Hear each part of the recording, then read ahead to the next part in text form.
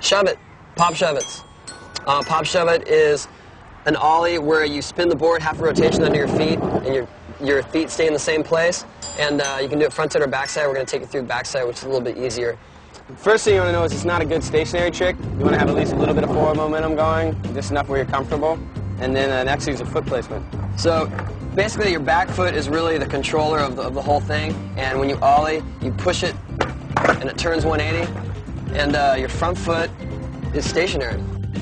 As soon as the board comes around, you see it on your front foot, place it down, and you're on your way. And you can just practice the motion with your back foot, just like that. You have to pop the tail from exactly in the center, otherwise the board will flip as it comes around. Give it a slight kick towards your back heel as you take off to start the board turning. Keep your front foot in the same place with your knee bent, waiting for the board to come around. As the board comes around, place your front foot down to stop the rotation and keep pressure on it until your back foot is in place. Straighten both legs once your feet are in the proper riding position and set it back down.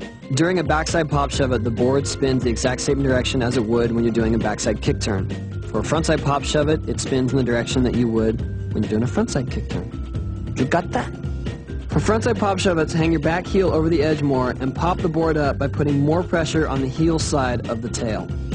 Keep your front foot up and give your board plenty of room as it spins around. You need to give it a little more space and time to complete the rotation because it will flip easily if it's caught too early.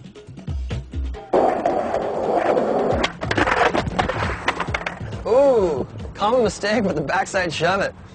Well, Chris just showed that if you spin your board too far, it doesn't come out straight and you end up overturning and falling.